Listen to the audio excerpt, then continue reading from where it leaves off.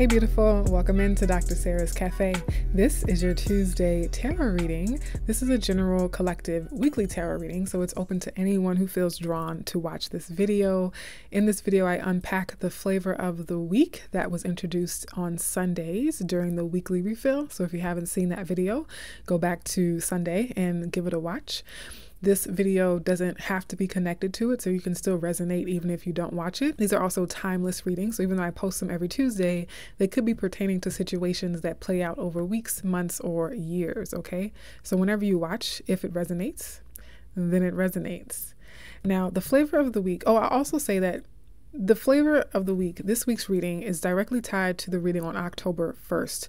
There's something connecting the October 1st reading, so the beginning of the month, with this month, because in my transition into this new Tuesday series, this new structure for my channel content, I overlapped the October 1st reading with the content from this week's reading. So I kind of combined the flavor of the week for the end of September with the flavor of the week for the end of October. So there could be a connecting point there, okay? So if you haven't seen the October 1st Tuesday reading, which is when the first video in this series of Tuesday weeklies, then that might be worth watching as well. Okay, so the flavor of the week is R&R, rest and recovery. I know R&R usually stands for rest and relaxation, but specifically what came through in the flavor of the week was rest and recovery, because we had the Three of Swords and the Four of Swords. So the Four of Swords being that rest card, and it coming immediately after the Three of Swords, which is a heartbreak, a disappointment, a challenge, some kind of wounding or healing. So it's very much about needing to heal things this week. And so I'm focusing more on the recovery piece in that second R. So yes, rest and recovery. It's not just like, oh, relaxing because everything's hunky-dory. It's like, no, I'm resting and recuperating from some healing process that I've been in or some disappointment or loss or sense of, trauma that I've experienced or have been reflecting on that has come up, that has been triggered in the week ahead. Okay. And the oracle card for that was grounding. This week I'm using the Gold Liar Tarot deck. I'm going to pull a few cards to unpack, pull back some layers, dig deeper, get greater insights into this rest and recovery theme for us now. And then I'll pull some clarifying cards as well.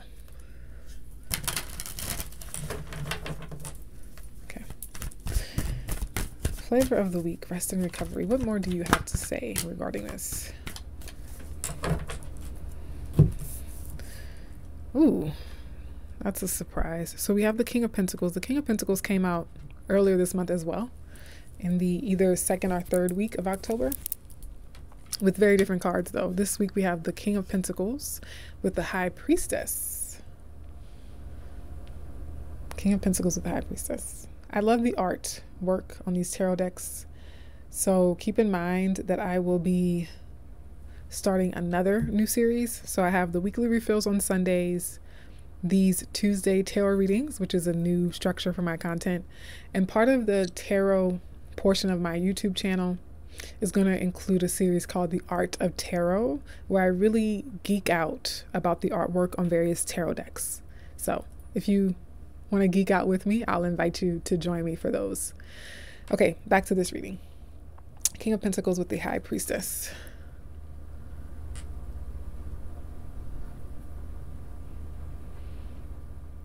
This King of Pentacles could be revealing a secret, or they could become privy to a secret. A secret could be revealed to them.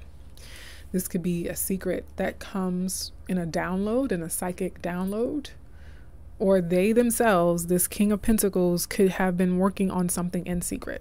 This is like building a secret empire.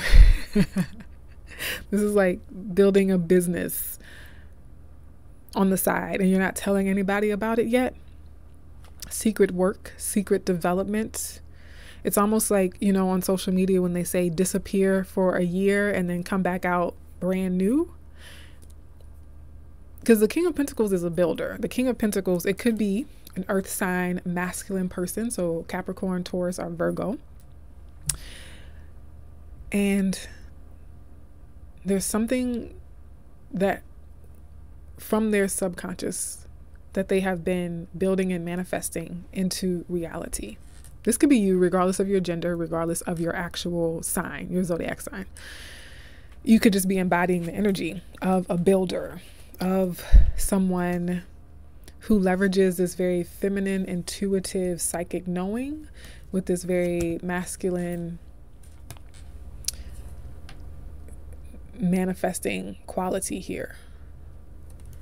Like, I have the idea and I'm going to leverage material resources and material properties, elements of earth, the earthly plane, to make something happen. And it has likely been happening in secret or undercover, in darkness, being veiled in some way.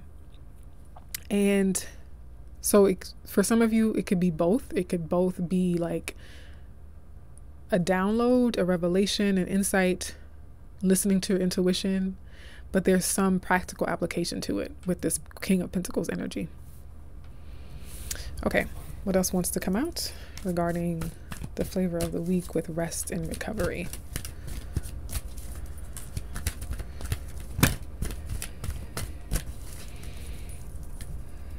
Does this King of Pentacles have a secret?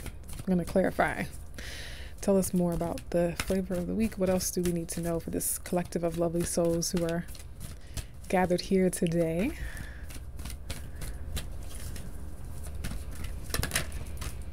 There's the Three of Swords. There it is. Ooh, ooh. Okay.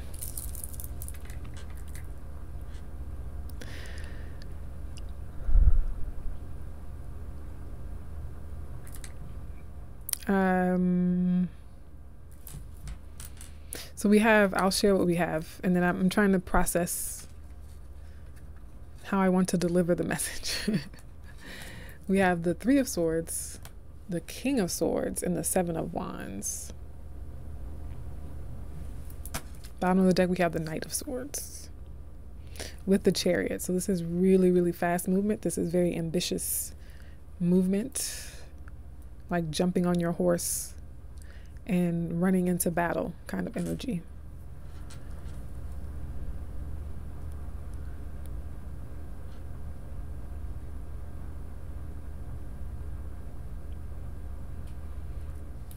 What's coming through now, and I'll clarify to see if I'm on the right track with this message, but there's the dispute between the King of Pentacles and the King of Swords. If this is another person, the King of Swords, if it's representing an actual person, that would be an air sign, Gemini, Libra, or Aquarius.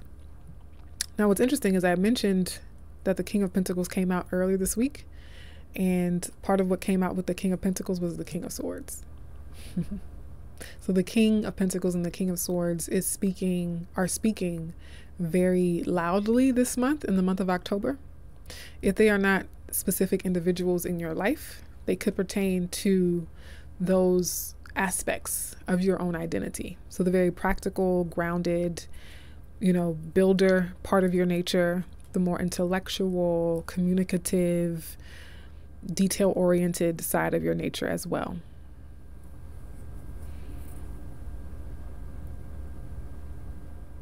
With the Three of Swords and the Seven of Wands and the Knight of Swords, there's a lot of combative energy. There's a lot of defensive energy. There's a lot of,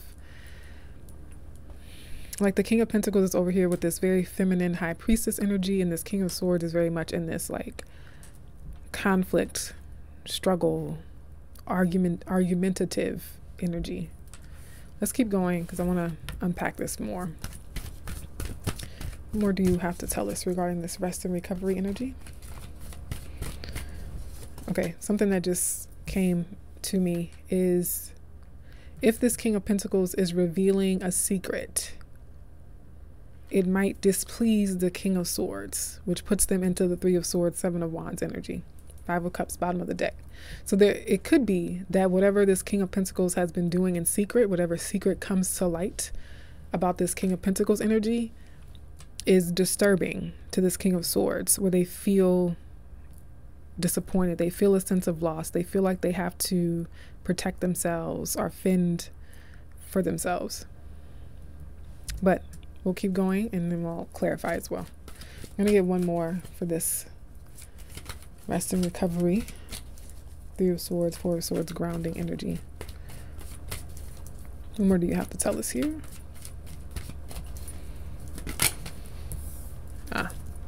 Okay. The Star. We have the Star. And we have the 6 of Wands, bottom of the deck.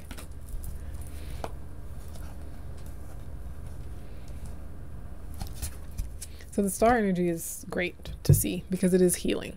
It is healing. It is hope for the future. It is hope that things will be better. So that's the healing part of the rest and recovery.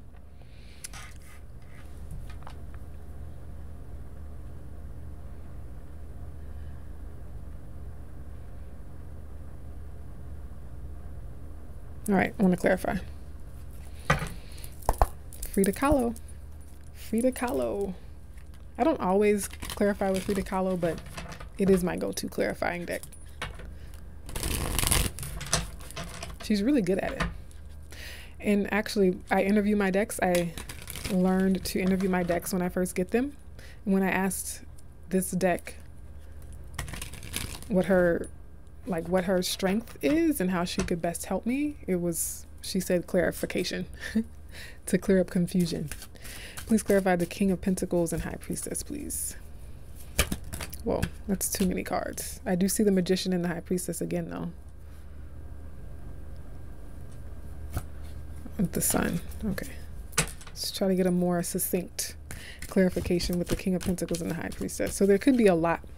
That would just suggest to me, with all these cards tumbling out like that, that whatever is secretive, whatever is in the unconscious, whatever is happening behind closed doors, there's a lot of content behind it. And held within this High Priestess, held within this King. This King is withholding a lot that is like on the surface ready to be revealed and released.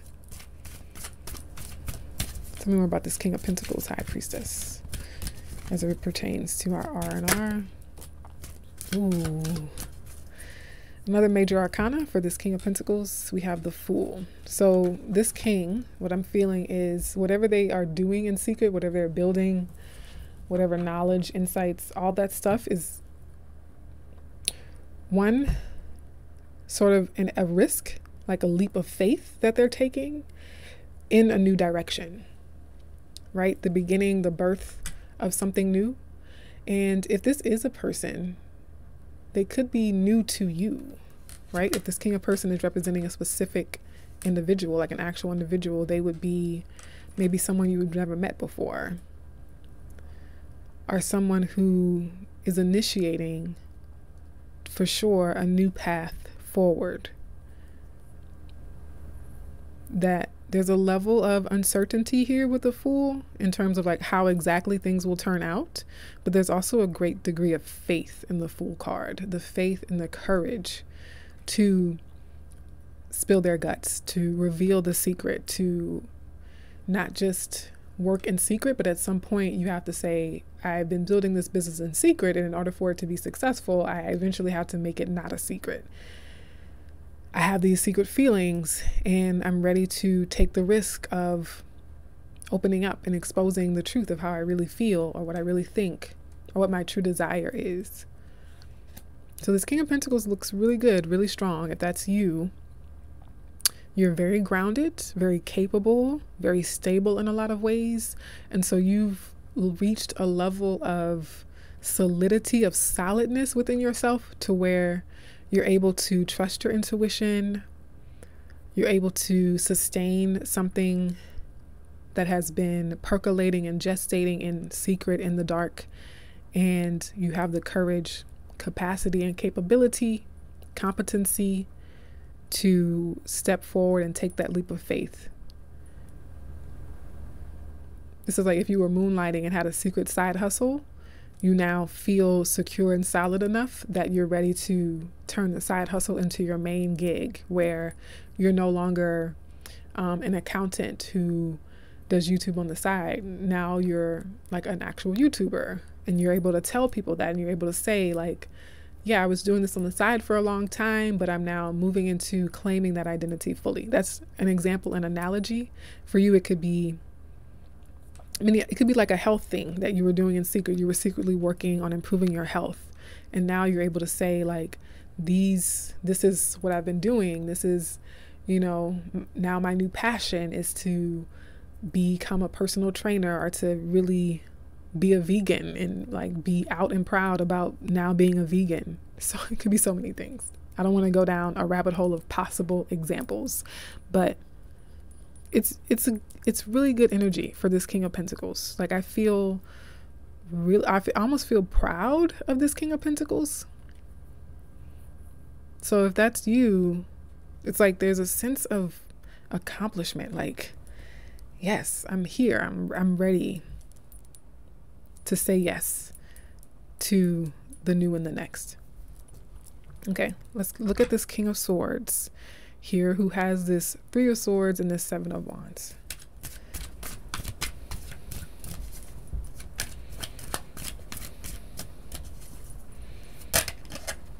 Okay.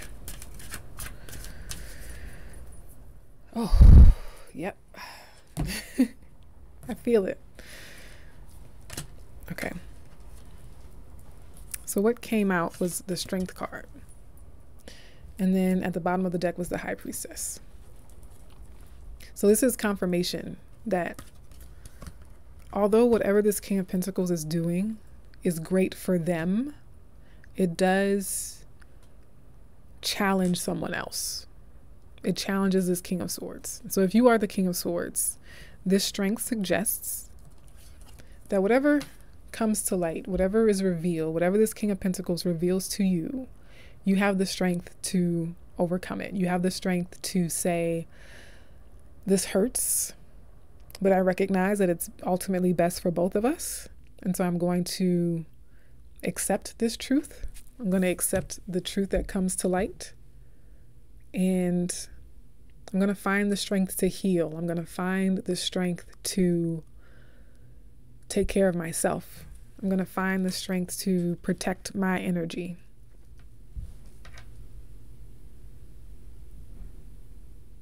Because I wasn't getting that this King of Swords was an antagonist.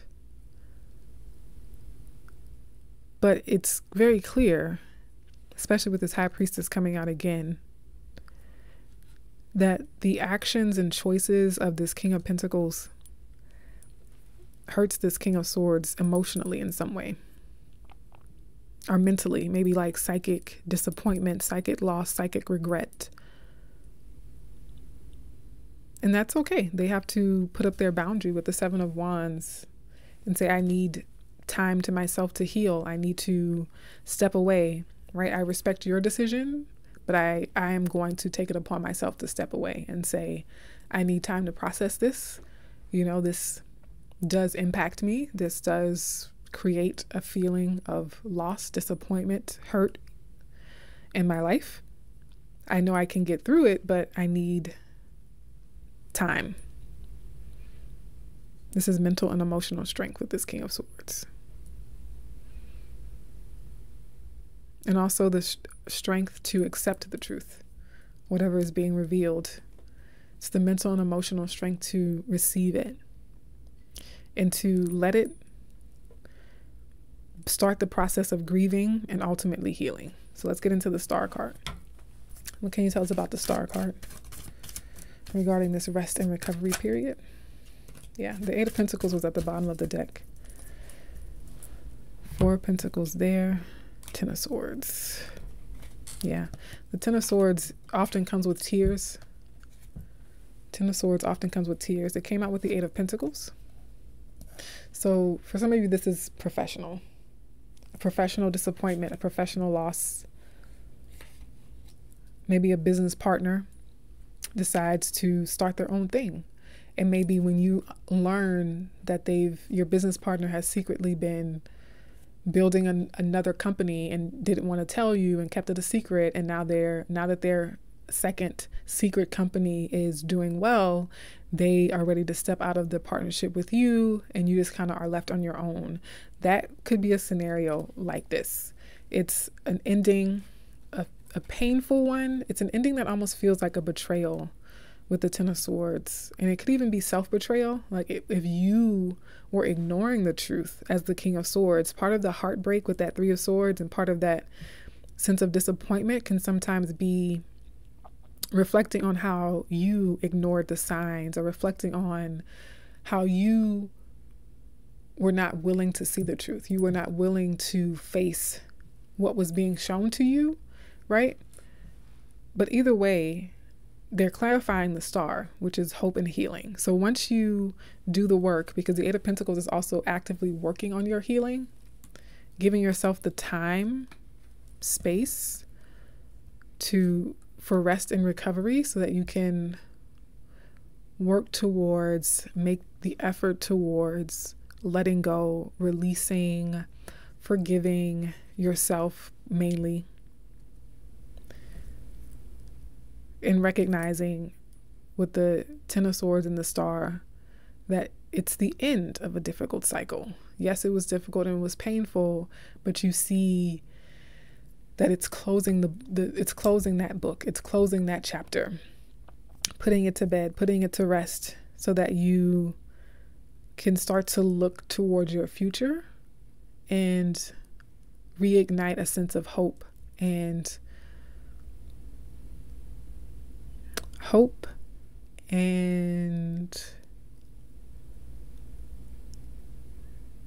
glimpses. I'm looking for a specific word. Hope and foresight. Hope and foresight. It's like in this painful loss, in this rest and recovery, yes, you're bouncing back. You're learning how to, okay, let me grieve the loss of this, take care of myself. But something in the ending itself indicates what's up ahead, like what's next, what's in the future. So pay attention as you're going through this period of rest and recovery from whatever this disappointment or loss has been. There's something also transpiring at the same time that is a glimpse, a sneak preview of what the future path might hold or entail for you. Okay? I hope that this has in some way helped you to refill your spiritual cup, and I hope to see you in the next video. Take care.